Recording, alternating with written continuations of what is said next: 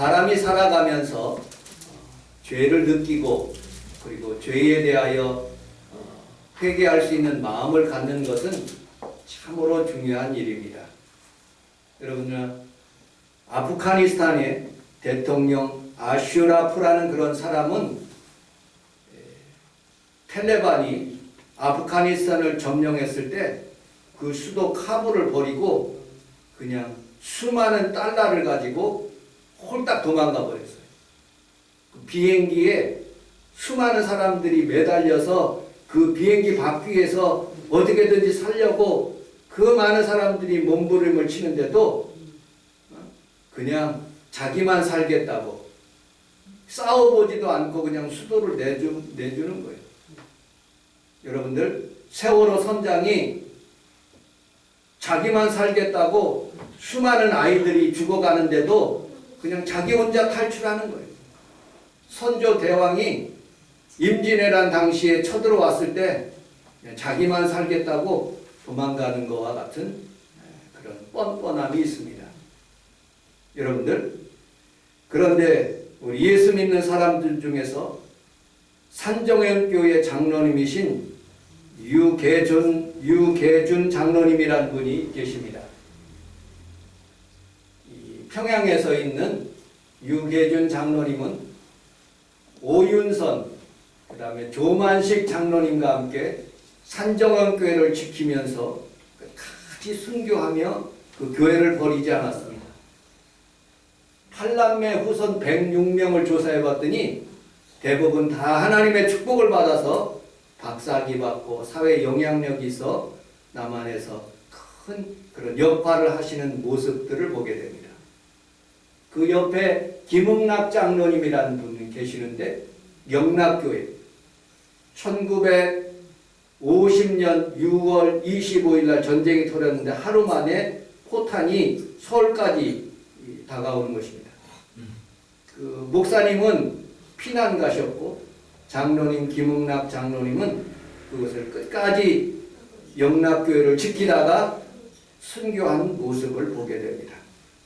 여러분들, 우리는 살아가면서 수많은 사람들이 어떤 이익이나 그런 것에 의해서 따라가기도 하지만, 그러나 우리는, 여러분들은 다 신앙을 따라가는 귀한 성도들이 다 되시기를 주님의 이름으로 축복합니다. 아멘. 본문 21절 성경을 펴서 같이 한번 읽어보도록 하겠습니다. 21절 같이 읽도록 하겠습니다. 시작. 예수께서 이 말씀을 하시고 신령으로 이르시되 내가 진실로 진실로 너희에게 이르노니 너희 중 하나가 나를 버리라. 괴로웠다고 말씀하셨습니다. 너희들 중에 아마 12명 중에 함께 앉아서 식사를 하고 있는데 너희들 중에 나를 팔 자가 여 사람들 중에 있다는 것입니다. 또 괴로웠다는 그런 단어를 바로 앞장 요한복음 12장 27절에 이렇게 표현하고 있습니다. 같이 한번 읽어보도록 하겠습니다. 시작. 지금 내 마음이 괴로이 무슨 말을 하리요 아버지여 나를 보아요 그러나 내가 너를 위하여 이때에 왔나이다. 아멘. 괴롭다는 것, 십자가를 주시기가 굉장히 괴롭다는 거예요. 제자들이 나를 파는 것을 알고 있는 모습을 보면서 나는 괴로워했다라고 말씀하고 있어요. 자, 그 다음에 여러분들 성경 13장 22절을 같이 한번 읽어보도록 하겠습니다. 22절 시작. 제자들이 서로 보면 누구에게 대하여 말씀하시는지 모르시라. 나를 판다고 하려니까 제자들이 서로 12명이 네가 그래? 네가 팔 거야? 아니 베드로 네가 팔 거야? 아니 누가 팔 거냐고 하면서 묻는 거예요. 그런데 마음에 또 스스로 가책이 있으니까 다 도망갈 거니까 나도 팔 수가 있겠다 하는 그런 생각도 아마 들었을 것 같습니다. 그러므로 그들은 쑥덕거리기 시작했죠. 그리고 23절에 여러분들 성경 23절을 같이 한번 읽어보도록 하겠습니다. 시작. 예수의 제자 중 하나 곧 그가 사랑하시는 자가 예수의 몸에 대하여 누구라. 아멘. 레오나르도 다빈치의 그림입니다. 이 그림은 조금 잘못된 거예요. 예수님의 품에 의지하여 누웠다고 성경은 표현하고 있어요. 예수님의 사랑하는 제자 요한이 요한복음을 쓰면서 자기를 이렇게 표현하고 있어요. 예수님 품에 누웠다. 이게 성경적인 그런 표현이에요. 어쨌든 아름답게 그리기는 했지만 그 내용은 조금 다른 것 같습니다. 성경상으로 보면 예수님 옆에 누웠다는 그런 표현을 보면 바로 옆에 있었다는 거예요. 아마 서열상으로 정리하면 5,000명을 먹이셨을 때 예수님의 제자가 되었을지도 모래요. 그리고 70명의 예수님의 제자가 있어요. 그 다음에 12명의 그런 제자의 핵심적인 제자를 3년 반 동안 가르쳤어요. 그리고 우측과 좌측에 앉아있는데 베드로와 안드레, 요한 그것이 아니에요. 성경에 보면 요한이라는 예수님의 제자 요한이라는 그런 사람과 아마 추론키는 떡을 그렇게 옆에서 줬으니까 가룟 유다가 옆에 있지 않았을까. 성경상에 추론하는 학자들이 그러합니다. 어쨌든 오늘 성경은 이렇게 말씀하고 있습니다. 24절을 같이 한번 읽어보겠습니다. 24절 시작. 시몬 베드로와 이스라엘 만나되 말씀하신 자가 누구인지 말하라. 시몬 베드로라는 사람은 상당히 성격이 다급한 사람, 그리고 조급한 사람이고 혈기방장한 사람이고, 그리고 묵하는 성격이 있어요. 그 사람이 궁금하니까 머리짓으로 야 요한아, 예수님 팔 사람이 누군가 한번 물어봐 하고 그렇게 물었던 모습을 보게 됩니다. 그러니까 예수님께서 이렇게 답변하십니다. 25절, 26절을 같이 한번 읽어보도록 하겠습니다. 25절, 26절 시작. 그가 예수의 말씀에 그대로 여쭈었는데 주여 누구니까? 예수께서 대답하시되 내가 떡한 조각을 적셔다 선자가 아니라 하시고 곧 한 조각을 적셔서 지금 시몬의 아들에게 주시니. 아멘. 세 번에 걸쳐서 요한복음 13장에서는 이렇게 말씀합니다. 요한복음 13장 여러분 성경을 보시도 5절에 보면 예수님께서 예수님의 제자들의 발을 하나씩 씻기시는 거예요. 그리고 2절에 보니까 벌써 시몬 가룟 유다가 예수님의 팔려는 그런 생각과 마음을 가지고 있어서 그 마음을 아시고 아마 12제자의 발들을 하나씩 씻기셨어요. 그리고 10절에 보니까 이렇게 말씀하셔요. 10절 우리 한번 13장 10절 거기 없지만은 13장 10절 여러분 성경을 같이 한번 읽어보도록 하겠습니다. 시작. 예수께서 이르시되 목욕한 자는 발밖에 씻을 필요가 없느니라 온몸이 깨끗하니라 너희가 깨끗하나 나는 아니니라 하시니. 여러분들 포인트를 한 번 더 줬어요. 예수님께서 많은 제자들 가운데 있었지만은 예수님의 제자 가룟 유다에게 은유적으로 그렇게 말씀하네요. 여러분들은 나를 배반하지 않을 수도 있지만 그러나 한 사람 나를 배반할 수 있겠다. 다는 깨끗하다 하지만 그 중에 하나 다는 깨끗하지 않다. 한 사람은 깨끗하지 않다고 포인트를 준 거예요. 깨달으라고 예수님께서. 그리고 21절에 보면 너희 중에 하나가 나를 팔리라 하면서 두 번째 포인트를 준 거예요. 세 번째 포인트는 누구냐고 물었을 때 그 떡조각을 찍어가지고 가룟 유다에게 준 거예요. 그러면 웬만하면 마음에 가책이 있어야 되는데 가책이 없는 거예요. 양심의 화인을 맞은 모습을 보게 됩니다. 우리 성경 그런데 예수님께서는 요한복음 13장 1절에 보니까 유월절 전에 예수께서 자기가 세상을 떠나 아버지께로 돌아가실 때가 이른 줄 아시고 세상에 있는 자 모든 사람들 자기 제자를 끝까지 사랑하셨대요. 여러분들 우리는 우리 하나님 앞에 살아가면서 가룟 유다와 같은 그런 마음을 갖지 말아야 돼요. 여러분 책망 주시고 여러분 깨닫게 하셨는데 주님이 끝까지 나를 사랑하시는데 끝은 아닌 거예요. 고린도전서 13장에 보면 사랑은 오래 참고라고 말씀해요. 이 오래 참는다는 것은 끝이 있다는 거예요. 오래오래 참지만 여러분들을 끝까지 사랑하지만 끝이 있다는 거예요. 그 끝까지 가지 않고 여러분들은 하나님 앞에서 인정받는 귀한 성도들이 다 되시기를 주님의 이름으로 축복합니다. 아멘. 27절을 같이 한번 읽어보도록 하겠습니다. 27절 여러분들 성경 27절 시작. 조각을 받은 후 사탄이 속에 들어간지라. 그러니까 예수께서 유대인에게 이르시되 내가 하는 일을 하라 하시니. 내가 하는 일을 속히 하래요. 내가 하는 일을 속히 하라는 거예요.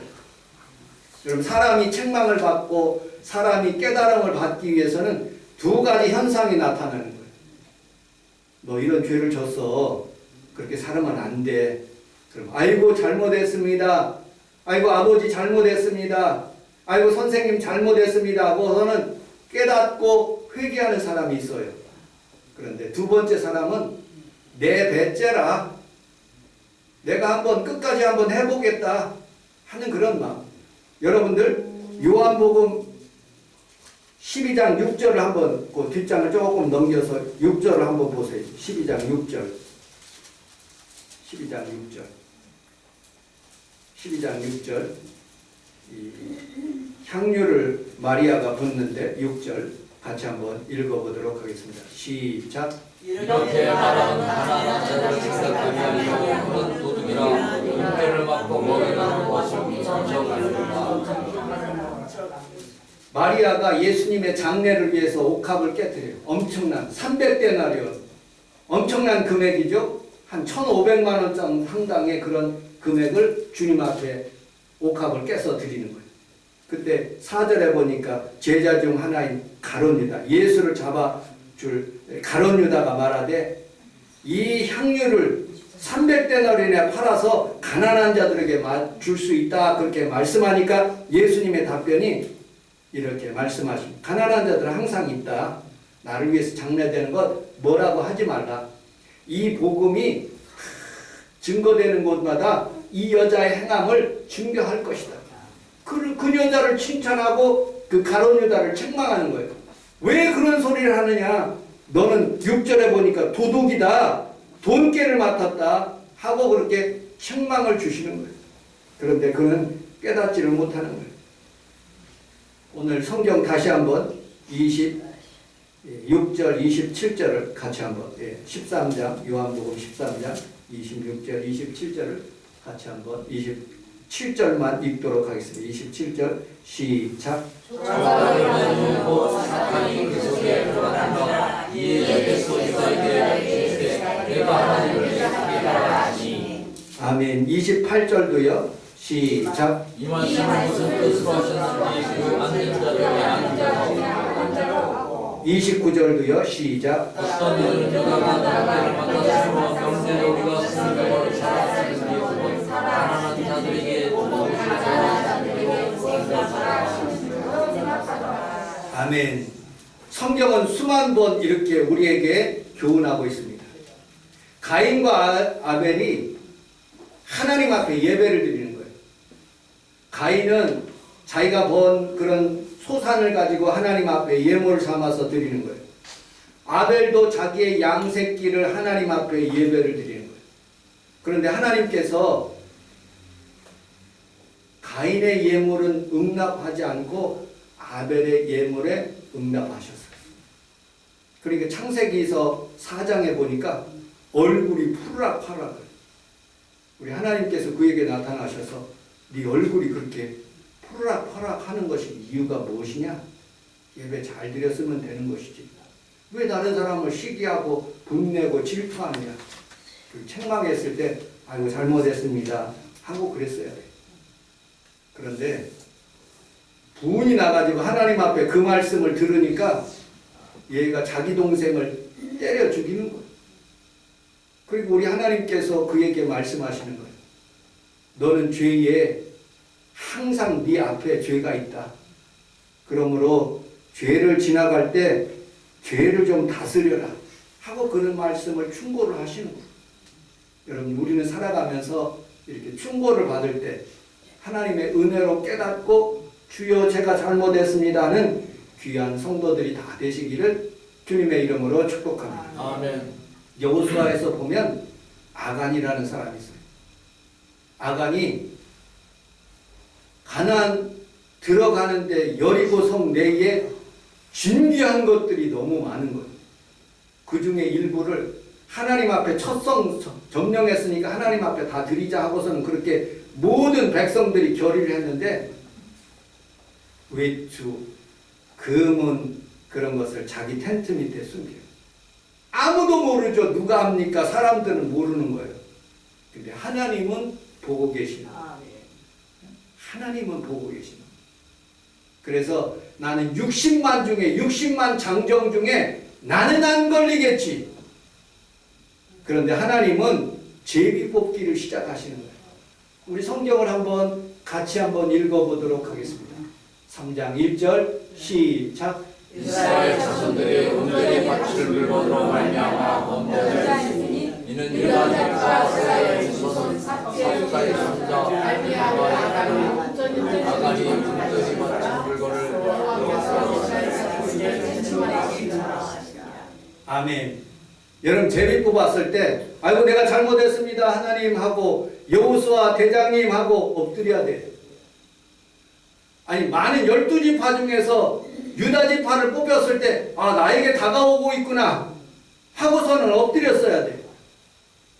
세라 중손 가정 중에서 세라 중손 가정에서 거기를 뽑혔을 때 아이고 잘못했습니다 하고서는 그렇게 깨달았어야 돼요. 여기 삽띠 그 다음에 갈미까지 오면서 나까지 오면서도 끝까지 버티다가 아골골짜기의 돌무더기가 되는 모습을 보게 됩니다. 요나는 나는 안 걸리겠지 하고서는 배 밑에서 여러분들 그 배 밑에서 잠자고 있고 하나님 나는 까딱 없습니다 하고서는 배 밑에서 있었을 때 제비 뽑았을 때 이 배 밑에 있는 요나까지 뽑으시는 거예요. 여러분 죄는 항상 쫓아다니는 거예요. 그 죄를 해결할 때 은혜가 있고 치료가 있고 복이 있는 거예요. 여러분의 삶 속에서 어떤 거꾸러운 것들이 있으면 오늘 이 시간에 다 내려놓기를 주님의 이름으로 축복합니다. 아멘. 30절을 같이 한번 읽어보고 본문 이게 넘기지. 30절 먼저 읽고 이거 설명하도록 하겠습니다. 30절 시작. 유다가 그 조각을 받고 곧 나가니 밤이니라. 밤이로라. 영적 상태를 의미하고 있어요. 니고데모가 주님을 찾아왔을 때 밤이었어요. 두려웠어요. 세상 사람들의 이목이 두려운 거예요. 이 가룟 유다는 밤에 영적인 상태로 그렇게 돈 받고 파는 그런 일을 3번, 4번가량 예수님께서 너다. 아이고 잘못했습니다. 너다. 잘못했습니다. 그렇게 고백해야 되는데 뻔뻔한 거. 오스탐 임플란트를 제가 한번 조사를 해봤더니 이 사람이 이름이 아까 1880억을 그렇게 횡령했더라고요. 자본금 굉장히 많은 자본금을 이게 돈을 빼가지고 1880억이라는 돈은 엄청난 돈이죠. 여러분 이빨 임플란트 하는 그 오스탐 그 기업체에서 회계장부 팀장이었었는데 다 빼가지고 자기 통장으로 온 거예요. 그리고 그 돈을 가지고 NC 소프트 주식을 투자한 거예요. 그리고 그것을 금을 바꿔가지고 아버지 집에다가 자기 여동생 집에다가 각각 분산해 놨어요. 안 걸리겠지.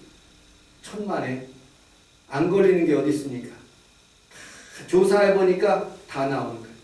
아버지가 죄책감을 받아가지고 스스로 자결하다 보니까 자기가 스스로 다 고백하게 되는 거예요. 여러분들 세상에 살아가면서 이은식이라는 그런 사람이 세상에 수많은 사람들이요 나는 괜찮겠지 나는 죄져서 괜찮겠지 하고 그렇게 생각하는 그런 사람들이 많습니다.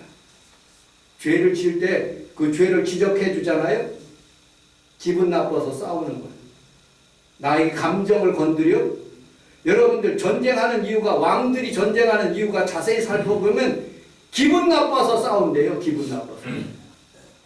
제2차 세계대전도 제1차 세계대전도 왕이 기분 나빠서 싸우는 거예요. 우리는 살아가면서 이 분을 다스리고 죄를 다스리는 것은 성을 빼앗는 것보다 더 위대하다는 거예요. 여러분들, 이 가룟 유다가 이 돈을 가지고 사도행전에 보면 사도행전 1장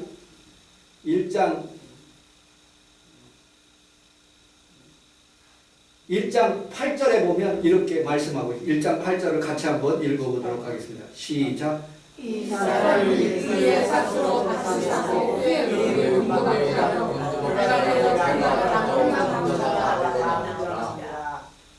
19절 시작. 이스라엘 사람 모든 사람에게 알려줘 그들의 말로 그거를